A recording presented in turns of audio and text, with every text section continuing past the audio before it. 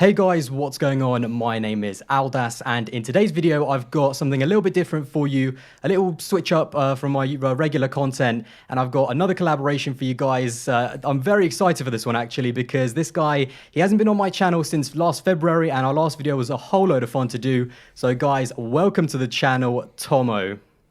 Hello, mate. Thanks for having me. It was a very different time when we spoke last, wasn't it? Pre-lockdown. But yeah, thanks for having me, buddy. Yeah, that was back in the day. Do you remember those days when you can just like go to the shops, do whatever you want, don't have to stand in line 2 meters away, you can talk to your friends? Like, yeah, that was back in the day, wasn't it? The good old days. The good old days. The good old, yeah, exactly. So yeah, this video is going to be kind of just super casual. I don't even know how long it is. I want to try and keep it maybe 30, 40 minutes, whatever. And we're going to talk about basically Tommo's kind of YouTube and YouTube in general life for us. And then we're going to move on to Formula One. And again, just a super casual chat and everything like that. Now, the funny thing is I was going to actually ask for some questions from subscribers. And I did it actually on Twitter, literally last night. And to be fair, there were some people that actually saw the tweet. But guess how many questions we had on my Twitter from subscribers, Tommo? I'm going to guess 14. Absolutely none. Literally. So literally, I put on my Twitter, like, I'm going to do a video with Tommo, and loads of people liked it, and loads of people saw it, and loads of people talking about it, but no one submitted any questions. No one actually gave a fuck. Exactly. No one, like, that's how popular both me and you are. Like, that's how it's going down. But anyway, no, it should still be a pretty fun video. I'm, again, looking forward to it. It's always fun. It sometimes gets a little bit spicy and controversial. You never know what is going to come out of Tommo's mouth. It's sometimes maybe not quite. Neither do I, mate. I ain't got a clue, to be honest. Exactly, but yeah, it's always fun nevertheless. Yeah, but also don't forget, guys, if you do enjoy the content on my channel and want to see more, don't forget to drop a like, smash that subscribe button, and check out my social medias. Instagram and Twitter will be above, and of course go check out Tommo's channel as well. And although he's not quite there yet at this minute, I do want to be maybe the first person I should say to say congratulations on 40,000 subscribers as well, because you're literally like almost there, aren't you? I'm pretty sure by the time this video goes out, you're going to be there. So congrats, man. Thank you, mate. I'm on 39,933 as we speak right now, so I'm getting there, close. Hopefully by the end of today, I should be there. So yeah, thank you, buddy. Yeah, no worries, man. Obviously, Tommo absolutely is killing it at the moment. So yeah, as I said, go check out his channel. And so yeah, I wanted to start this video off by basically just talking about YouTube, I suppose, at the moment while Formula One is not on. And I will just kind of hand it over to you, Tommo. How is it going with YouTube uploading? Because obviously you've increased the amount of videos you're uploading, and you're obviously having quite a lot of success as well, which is great to see. It's kind of crazy where the Formula One community, especially on YouTube, is now compared to where it was like 2 or 3 years ago. So how are you kind of finding it at the moment? Yeah, I mean, I've kind of mentioned that I've been able to step up my content, where for the last kind of couple of months I've been furloughed from work. That happened quite early on, so I was getting 80% of my wage, but obviously doing YouTube was able to kind of top that up for the little bit of earning that I get from that. So that it kind of worked out perfectly for me, really. So I was able to upload every other day because I had nothing else to do. You know what I mean? So I might as well try and put some. And there's I always, as soon as I put a video out, I always see in the comments, I'm sure you see the same, like everyone's like, oh, thank God there's another video to watch, because people are craving it. I mean, there's no F1 on, there's no new things happening. Like, we're all clutching at straws essentially for content. So the more, like, it's kind of been a perfect storm from a very personal, selfish point of view for the channel. It's been great, and it's just trying to kind of keep up and come up with fresh ideas that people actually kind of enjoy, I suppose. Yeah, for sure. And I've actually been really surprised. I don't know about you, because obviously because Formula One isn't actually on. I mean, there was so much hype for this season. And even I noticed with my channel, everything was going up during preseason testing. And then I was really surprised at how the content and, my channel and your channel and like Cranky Yankees, of course, as well. Everything is still like on the up. Everyone's still obviously watching videos. And I was really surprised by that, because I thought it would get like really quiet with no Formula One. Like no one would actually care. But yeah, I think obviously we've had some really good videos, obviously, on all of our channels. And I was talking to Tommo before when we actually planned this last night. So yeah, this is proper like last minute stuff. I will at one point, I want to get all of us three on one video, like me, you and Nick as well. Definitely. So yeah, that should be quite fun. But yeah, how have you kind of found this? Have you been surprised that it's actually not been as quiet on YouTube as you kind of maybe expected it? Or do you kind of think this is just a kind of normal, really? I don't know, because I think when my channel took off at Christmas last year and then the beginning of last year, it was kind of off season anyway. So I've been my entire kind of producing videos that are actually getting views has been off season. I've never really produced I've never produced a video for like a race weekend where I know it's going to like do good views immediately, because I made stuff towards the end of last season, but no one was watching back then because I had about 4 subscribers. So for me, that's quite normal. But I guess it's like, if you're the kind of person who's going to go onto YouTube and watch Formula One content, you're obviously very invested. And there's always going to be that desire, right? It's like I still watch football content on YouTube because I'm invested in football, even though the football season's off. You know what I mean? I think there's always going to be the people who are going to consume your content aren't going anywhere. You know, all of you watching, like, if you weren't watching this, you would. I don't know. I feel like if you're invested enough, then you're going to look for that content regardless whether it's off season. Because again, off season content is normal anyway, because every sport has an off season. It's just this is an extended off season, so we're having to work extra hard. But again, it's like it's a very privileged like position that me and you are both in terms of having this platform and audience. And it's just, you know, it's a pleasure to be able to make stuff. Like, you get some really nice comments, you know, people. It doesn't take much, you know what I mean? And it can, like, you know, take away from it's a bit of escapism, I think, as well, from the reality of what's going on. If you can just focus, like I watched the Italian Grand Prix yesterday, just because. I know, I saw that was an interesting one with that Alex Albon. I remember I saw like a little Twitter thing about it.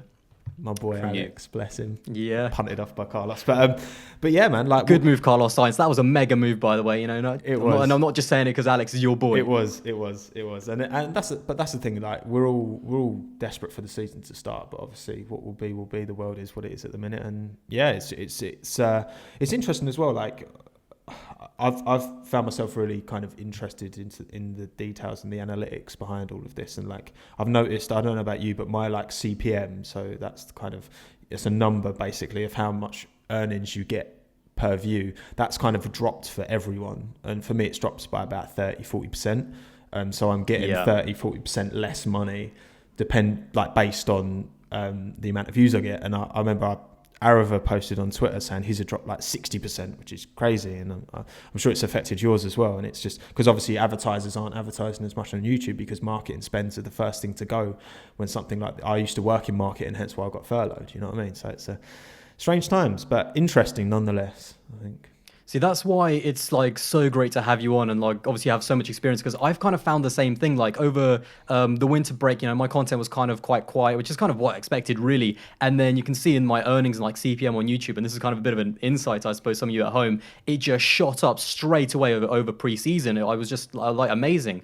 But then the really strange thing is, obviously after this whole pandemic and the season kind of getting postponed, although the views are still kind of relatively the same as they were during pre-season, obviously the CPM, as you said, is still quite down. So yeah, that's why I found it quite strange. But obviously it's because of that whole advertisement thing, because the season isn't on. So it's this whole YouTube game is really not like, it's a really kind of strange thing to be in, but obviously quite fun at the same time. And obviously we're all doing like really great content and great videos, which is great, and also really fun to see. I feel like it's a little bit different for the gaming guys. I don't know how they feel really, because obviously maybe their content doesn't depend as much on the actual Formula One season. Like the F1 2020 game, I think there was like some gameplay that came out from Zandvoort, so that's still coming out. All of their stuff is still going, and obviously in a really weird way, you know, the whole esport, and obviously, you know, since we don't actually have real racing to watch, esports has just gone up like mad. And in a really weird way, this pandemic has almost been like a good thing for esports in terms of Formula One. Does that kind of make sense? Yeah, absolutely. I think this has put esports forward about 2 years. I genuinely think, like, in terms of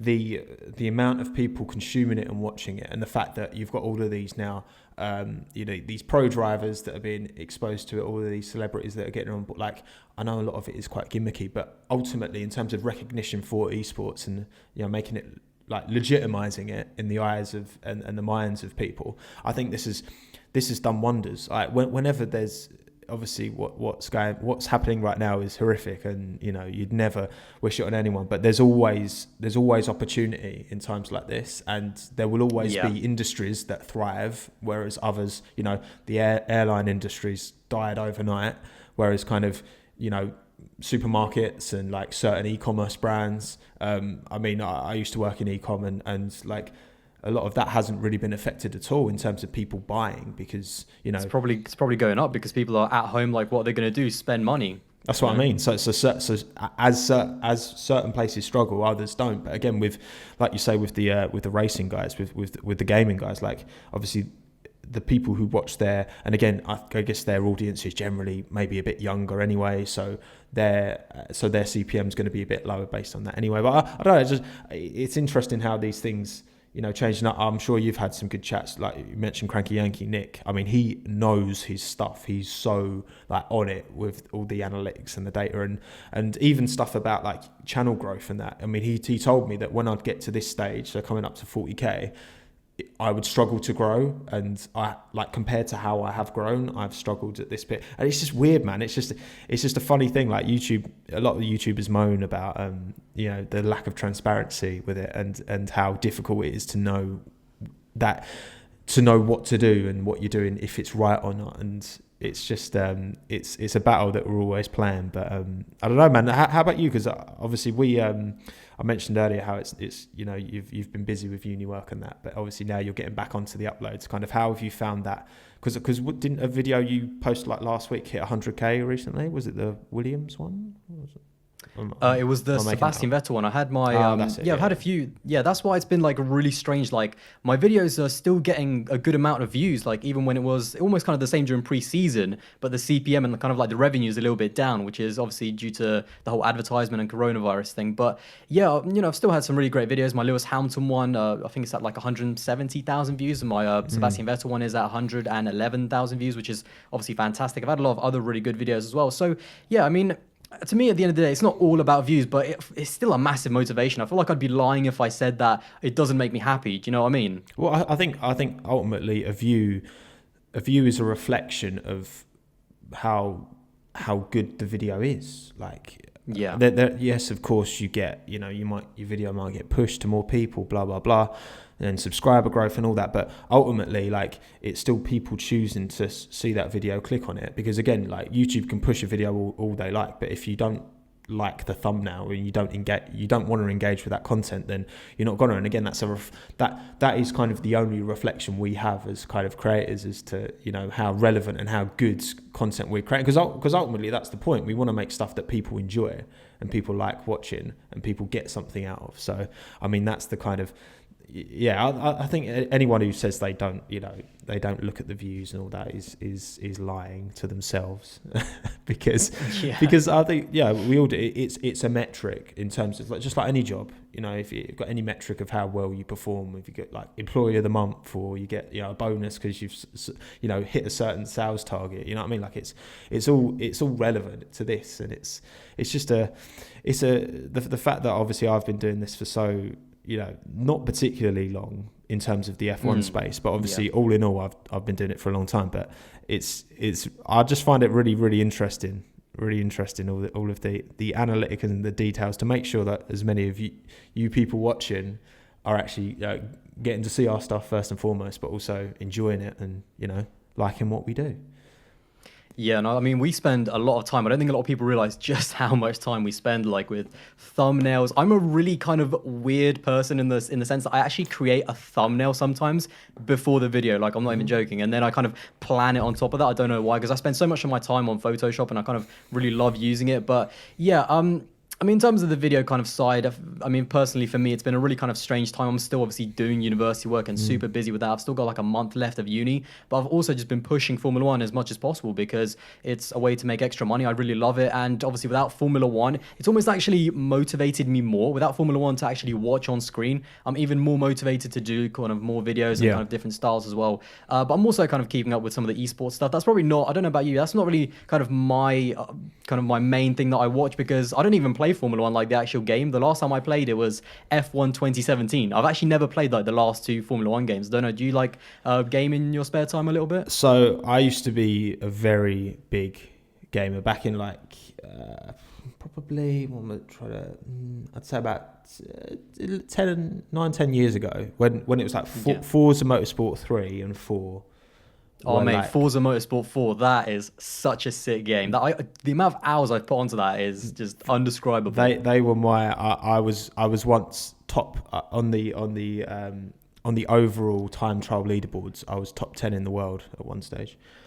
You just knew, like, if this guy comes on my channel, you just knew there was going to be a little brag that he was going to put in. Of course, I was mate. top backing.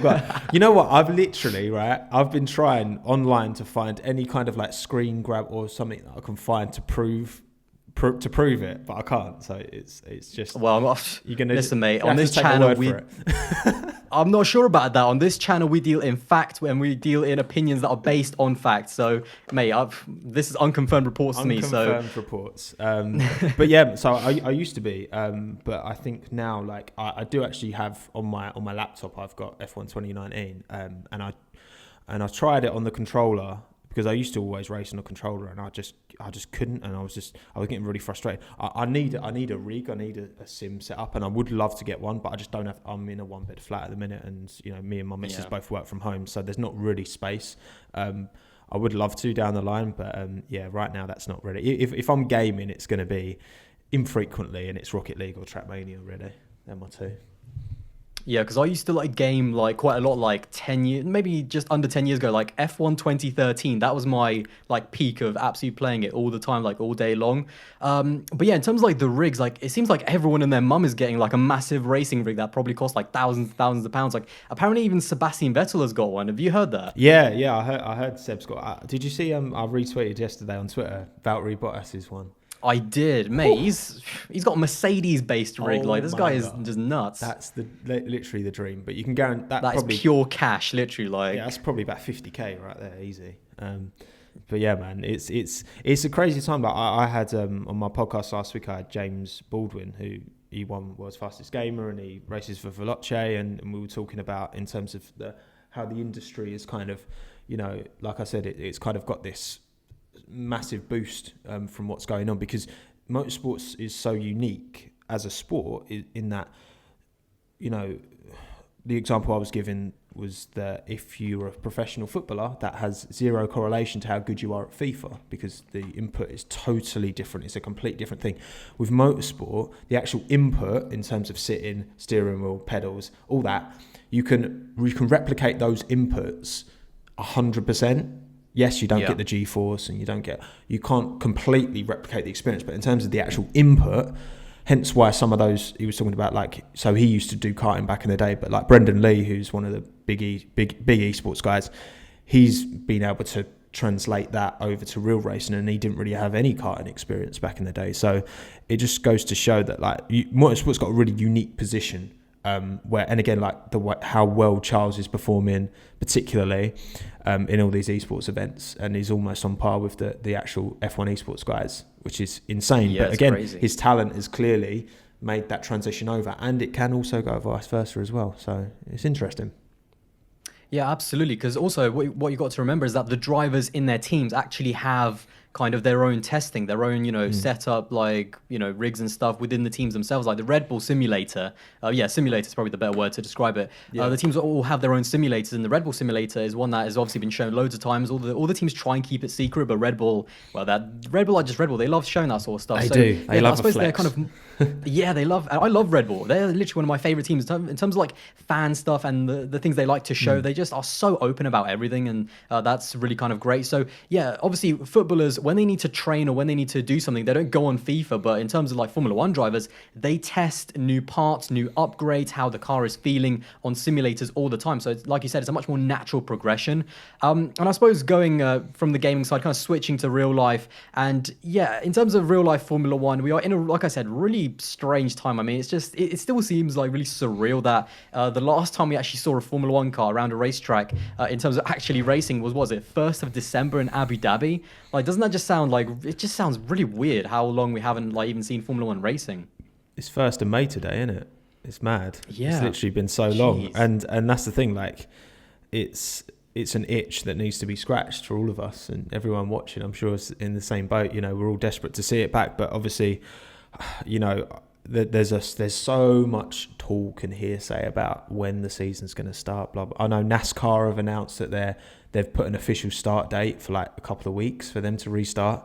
But obviously the difficulty that F1 has is that it's a global sport, so you can't just it's not a domestic thing, so it has to work across all these different countries, which all have different laws and all have different levels of dealing with this virus. So it's I don't know. I mean, I'm not taking any. I'm not really paying attention to any of what I read, because all of it's so much of it's just hearsay, and ultimately, like, I'd rather just err on the side of caution. Like, I'm genuinely actually quite concerned about the future of the sport, just because of, again, murmurings that we've been hearing, and you know, trusted opinions that I've read that have talked about how, you know, in terms of the business side of things, and you know, the prize money, and how teams are going to stay afloat, and how this is going to, like, the knock-on effect of this is going to be something that we will have. You know, we won't know any different ultimately, but there will be a knock-on effect from this for 5, 6, 7, 8 years easily, yeah, for sure, comfortably. And again, it's gonna, you know, the sport's gonna have to adapt and evolve, which it always has done. So, but again, that's I trust in Ross Brawn. I'll just leave it. Oh yeah, for sure. I have massive trust in Ross Brawn, and I think what a lot of people, the whole Formula One and making money is a really strange conversation, because the truth is, the teams, even at the top, Mercedes last year did not even make a profit. Like, that just sounds ridiculous. A championship winning team didn't even make a profit, because for them it's all about the commercial kind of value more than anything. And so Formula One, in that sense, it's actually not exactly a great business of making money. And so already that's why, and it's not sustainable ultimately. It has to, yeah, for sure. Like, it's a business. Formula One's a business in the same way that football is, in the same way that any sport is a business. And if teams and clubs aren't making money, it will not be, like, it won't exist long term. It has to be profitable at some stage. Otherwise, you know, it has to. And this is a good opportunity now for them to actually, you know, mix things up, try and not let the teams, because it winds me up how involved the teams are in making the rules, because that just shouldn't be a thing as far as I'm concerned. But, you know, like, this is a good opportunity for them to actually build a solid foundation for the sport to last and live for a long time, because, you know, even if the teams have got 100 million budget cap, that's still way more than any other motorsport in terms of the investment that goes into it. It's still going to be very much top of the pile. Don't like at all. But it just needs to be more secure long term. Otherwise, we won't have this sport forever. And there's no reason why, you know, you look at other sports, you look at football, you look at, and F1's got a very, you know, it's got itself to a great position as being like the leader in such a big, well followed sport. And it can't, like, it could die though, and that's the thing. Like, it's very much a reality that things could go south. I mean, DTM looks like it's, you know, because Audi's pulled out, and that's like literally the bloodline of like DTM. So that's, yeah, DTM definitely it's in trouble, and I think it could be the end of DTM. And Formula One, it's also, the thing is with the fans and with there's a very good reason, and it's a very tightrope situation where Formula One wants to try and get as many races into 2020 as possible. They're talking about starting the season in Austria. I genuinely thought, and because I kind of have a little bit of a background in like pathology and kind of viruses, and I kind of understand that because I do kind of university, I think what they're thinking of starting the season, you know, in Austria, and apparently even in the UK, they're saying that maybe in 2 weeks' time they're going to like lower the lockdown. To me, that sounds crazy. I thought for sure once everything here started, I thought we wouldn't have Formula One until Spa, Monza, like the second part of the season. So I definitely thought that it's what they're doing now, trying to bring the season in every single time. The races are just getting postponed more and more and more. I think is a really risky situation. But I do also understand from their point of view, and this is where the fans kind of maybe don't want to understand it or try to kind of go against it, which is, I do also know that Formula One needs the money, like, because at the end of the day, the teams are paid by Formula One, and if F1 and Liberty Media don't try and put on as many races as possible, that has a much bigger knock-on effect for the teams themselves, and especially the smaller teams. And when your favorite kind of Racing Point, I know they're kind of obviously bought out a little bit, but they're still kind of a smaller team. But like Haas, if that team goes under and all the fans are saying, oh, you know, why doesn't like Ferrari or Mercedes just cough up a bit of money for them? At the same time, you know, that is almost directly linked to the fact that there weren't as many races for them to actually get money from. So it's a very interesting situation, and we'll have to wait and see what Liberty Media comes out with. But when do you think the Formula One season might get started? Because for me, as I said, all those months back when about a month and a bit ago when the pandemic kind of really and lockdown started, I honestly thought like Belgium, Monza, like that's when the season maybe should start. But do you think they could like get it going by Austria? I don't know. I think it's unlikely to get started at Austria. I think there's just too much. There's too many variables. I think I don't know, man. It's so like I just want them to make the right decision for the long term of the sport, and if that means waiting, if that means completely vetoing this whole season, as much as I'd hate that, like of course I'd hate that, but in terms of the long term, because we don't want another Melbourne situation. We don't want everyone to get there and then they do some testing and then there's a positive case. What do we do now? We're in the same place we're in Australia. And again, that's always going to be, a potential for a long time as well. Like this virus ain't going anywhere anytime soon. The peak might drop down, but people will still get it. People will still be suffering. People will still be struggling, and there's always going to be, again, in terms of it, this is so much bigger than the sport. It's just like a societal thing in terms of like big events, festivals and all that kind of stuff. Like, having lots of people together, is this gonna change? I think it will, because this has been the biggest fundamental societal change we've had to partake in since the Second World War. Like, this is huge. This is a massive thing, and it's affecting everyone's lives. As much as with social media we do get an insight into the rest of the world, like when we live day to day, I'm just sat in my flat, I can look outside, I'll see a few cars, but not much. You know what I mean? Like, but this is ridiculous. Like, this will be remembered for generations and generations to come. And again, it's just whatever the right decision is for the long term, security of the sport is the one that I would get behind. And if they can do it safely in Austria, great. But I don't want them to rush into bringing something too soon, and then we've got another Melbourne, or we've just got another kind of PR disaster. Because ultimately, if there's a big PR disaster when we start in Austria, sponsors, they're going to want to pull out, and they're the lifeblood of the sport. So do we hold on a little bit longer to make sure it's absolutely 100%?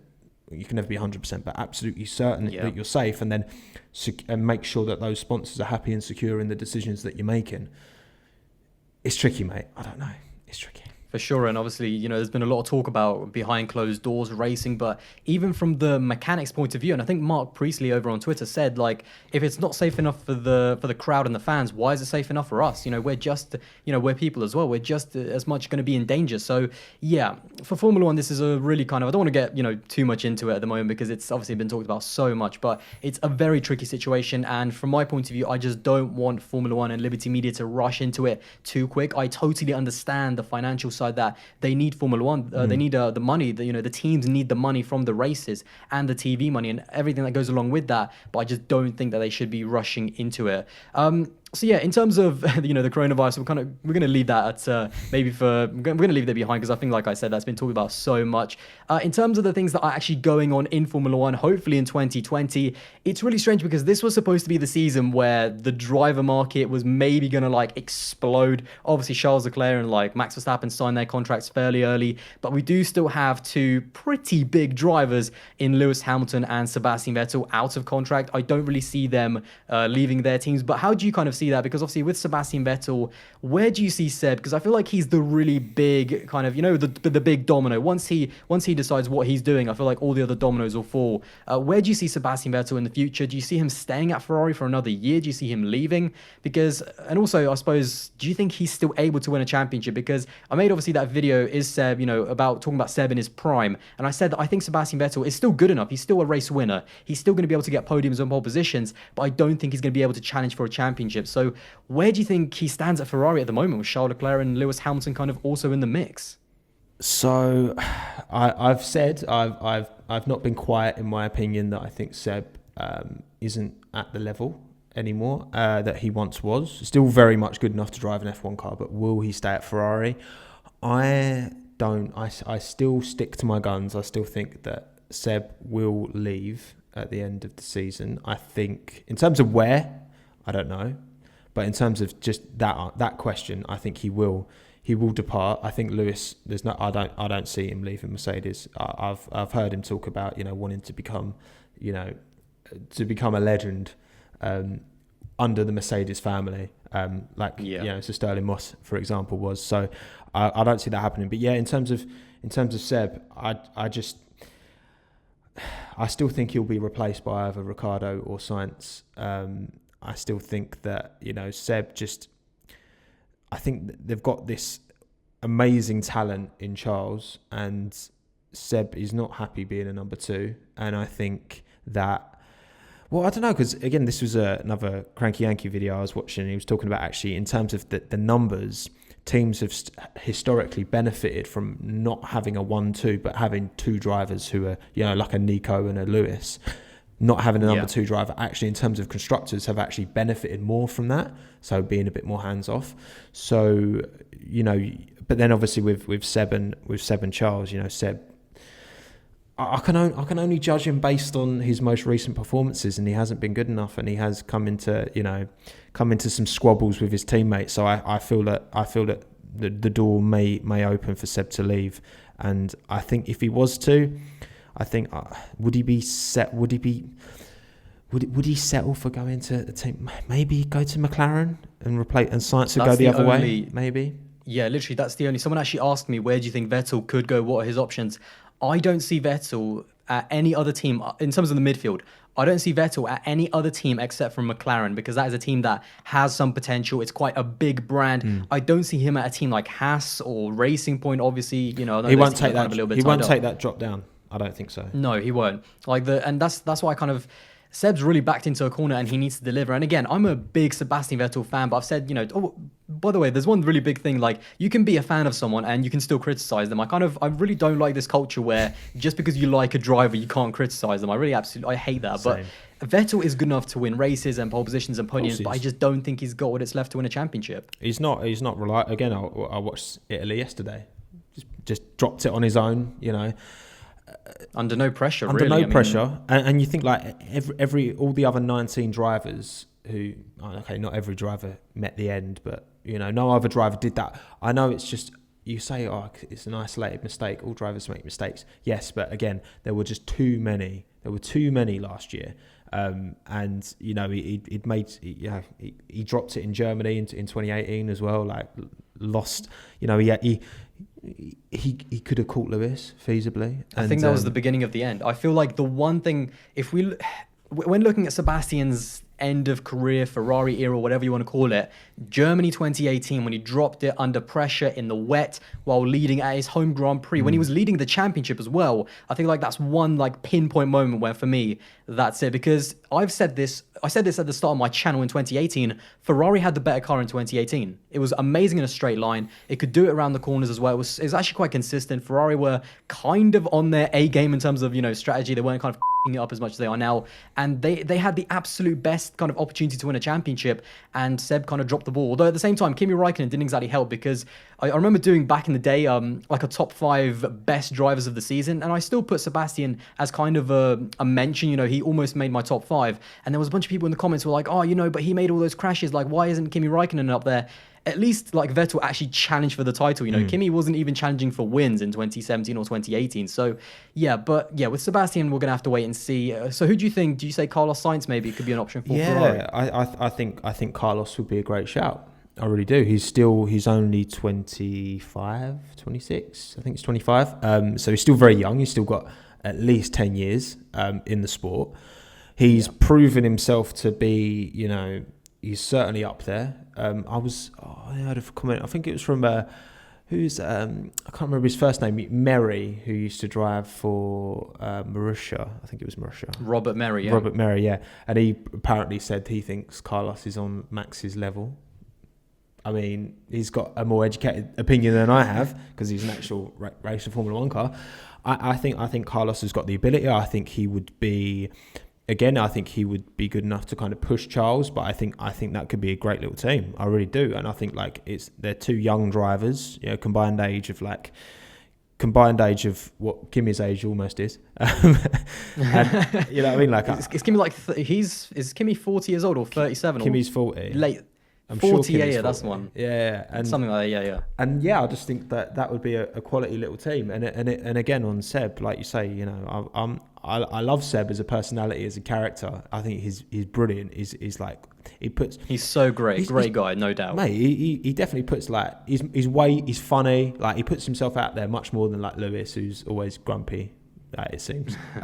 But I think the thing is with Sebastian as well is that, you know, he's always been a very emotional character, and he's got that raw talent, and he's proved it. But his emotions get the better of him, and situations occur, and it's a real shame. And I think if Seb doesn't either change and start delivering or get out now, he will risk becoming a bit of a forgotten. Like, I don't think historically, I don't think in the future he'll necessarily get the credit that he deserves. Almost a bit like an Alain Prost.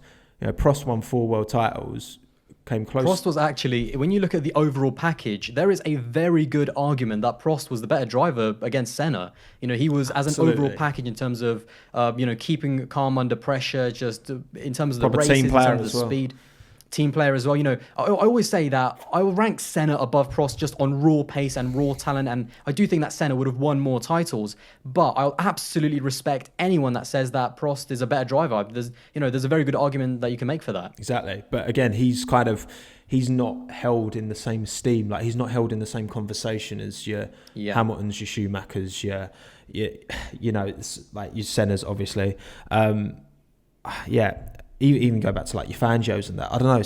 There's something that I just feel like Sebastian, when he was dominating, like that 2013 season, he just completely smashed everyone up. And again, look, these debates will always be, there's always a different car, and there's always these, Formula One's a team sport, right? And we always talk about drivers, but they are just a big cog, don't get me wrong, but they are one cog in a much bigger thing. And if all of these parts aren't working together seamlessly and well, then, things aren't going to work out. But I really hope Seb turns it around. I really hope he does. But I think if he doesn't, then I think it's his time to get out. I really do.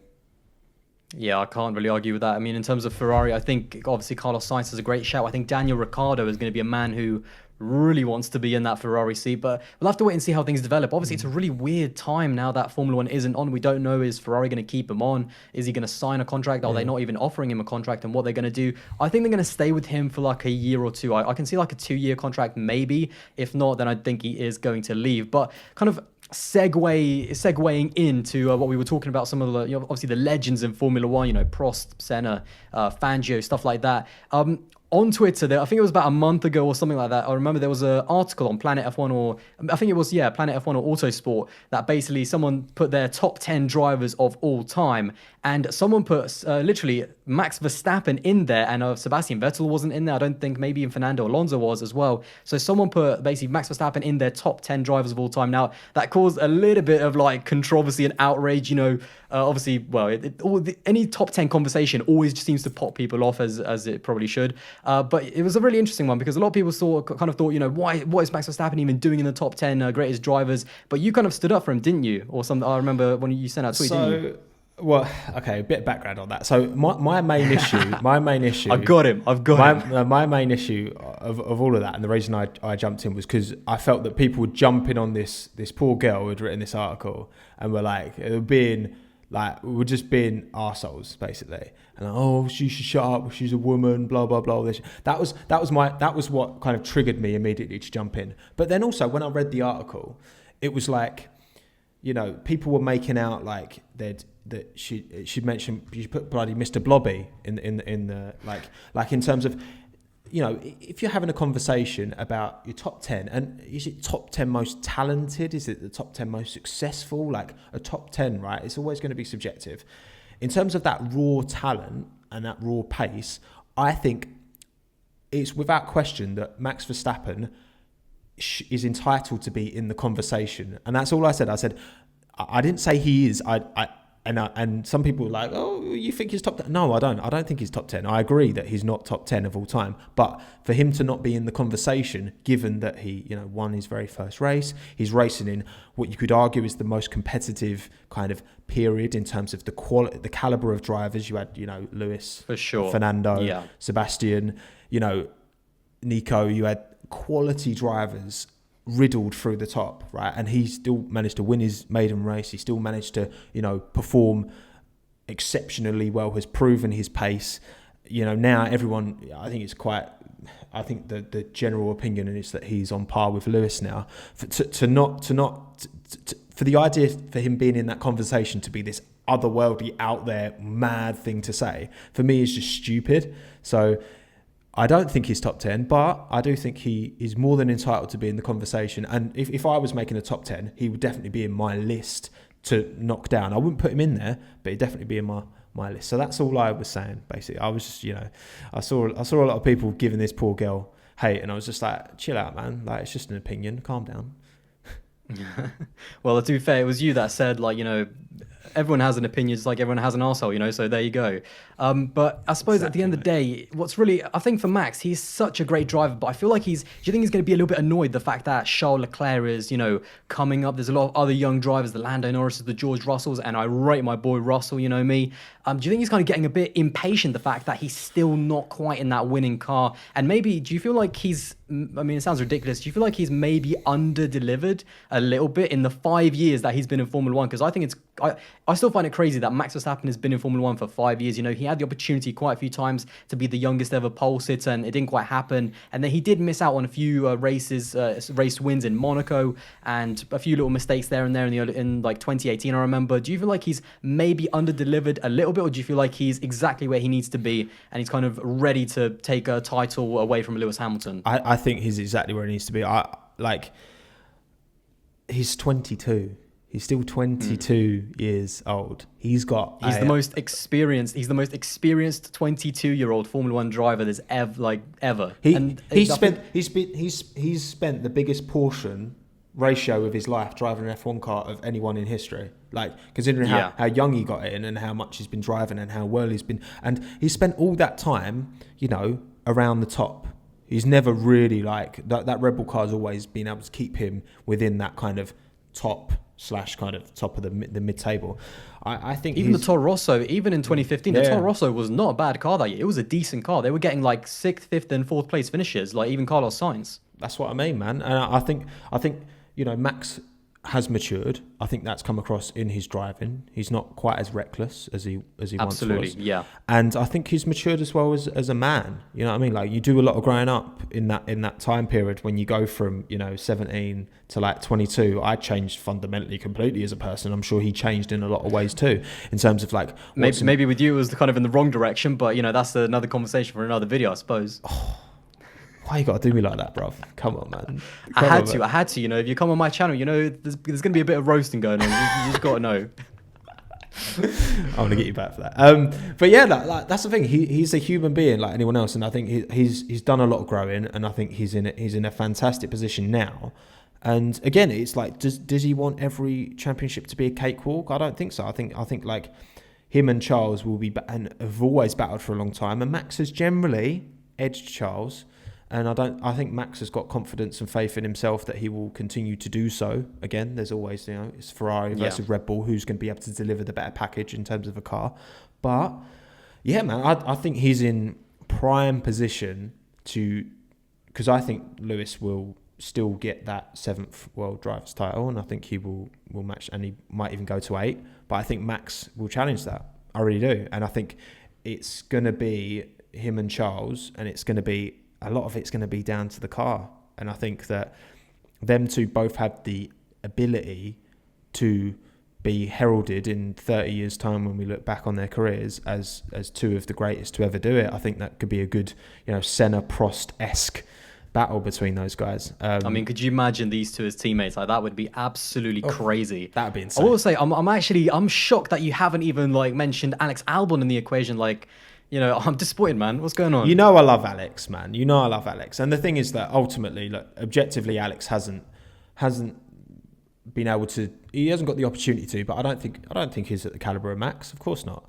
And again, he did have a mega 2019 though. When you look at his year in between the end of 2018, he went from going into Formula E to going into out of nowhere, going into Toro Rosso, and then going into the Red Bull. That all happened within 7 or 8 months. It's actually mad, how his life changed that quickly. He's had a mad couple of years, any Alex. And again, even his junior career was not plain sailing by any stretch of the imagination. There was a lot of struggles, and he got dropped by Red Bull, and again, I think I love Alex, and I think he's got the potential to really perform.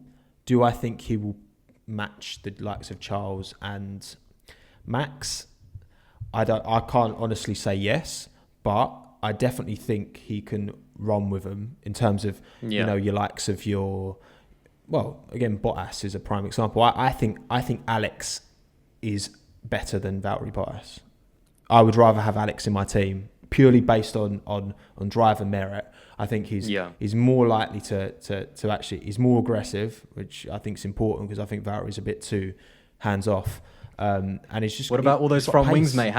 What about all those broken front wings, though? Yeah, but he's paying for that. Who's coughing up the cash? You've got to do that though. You've got to go through that part of your career, haven't you? Max did it. That's true. Max did it. Max, you know, you've got to. That's what Red Bull. You know, they've been quoted like that. They would rather a driver go for an opportunity than not, and like not have that kind of fear of failure, because a fear of failure just in life generally can hold you back from doing so much. And like Alex doesn't appear to, he's prepared to go for those gaps and go for those opportunities, and yeah, I think he's in a great position. I think he will definitely consolidate his position at Red Bull. I'm completely confident he will deliver. I just want him to get a podium. I'll be so happy. When he gets that first podium, I want to be gassed, mate. It's going to be great. This guy, he's going to go for like a beer. No, to be fair, he was really unlucky in Brazil, obviously, with Lewis Hamilton kind of crashing him out. But yeah, I'm going to kind of wrap it up over here because I think we've had a really kind of great conversation with about quite a lot of things, to be fair, from like YouTube to esports to Formula One. But there's definitely no doubt that like the future of Formula One, there's so many great drivers, and I kind of hark back to something that you said a few minutes ago. The level and the quality of drivers now in Formula One is crazy. It is so good. There's so many young drivers. There's still obviously people like Kimi Räikkönen and Lewis Hamilton still kind of at the top of their game. Definitely with Lewis Hamilton. So yeah, we are definitely in a really great age for drivers. It's just all about the young drivers starting to deliver and their teams giving them the equipment that they actually need to start challenging for a championship when we actually do get back to Formula One. So yeah, like I said, I'm going to wrap it up here. But what have you thought about the video? Have you enjoyed yourself? Maybe not too spicy, not too controversial this time, but you never know. Maybe there's always next time. So I saw one mention of Fernando Alonso, but I decided not to acknowledge it. It's good, mate. Once I mention Fernando, this guy just goes off on like a 20-minute rant. Fernando Alonso is better than Sebastian Vettel. Just saying. It's not all right. Wait, whatever. It's nice to talk about. It's nice to talk about F1. You know what I mean? With someone who knows about F1, because the missus isn't too clued up. I'm teaching her, but she's getting there. But it's there's always the dog though. To chat. I mean, it's true. Little Minton, bless him. He's actually staying with my mum at the minute. He's looking after her, so because she's on her own at the minute. So yeah, bless him. He's taking care of her. But yeah, I'll definitely. Yeah, it's been good, mate. It's been good fun. So thanks for having me again. And it's been good. Yeah, no, thank you for coming on the channel. And we are going to record a video right after this one. I'm going to record a podcast with Tommo, so also look forward to that as well. And like I said, hope you guys did enjoy this video. And if you did, don't forget to drop a like and smash that subscribe button as well. There's loads more content coming. I've got like 4 or 5 videos like in the pipe work, just ready for me to basically start recording. So yeah, definitely look forward to more content. And guys, I will see you in the next one. Bye, guys. Bye. And that's it. Boom.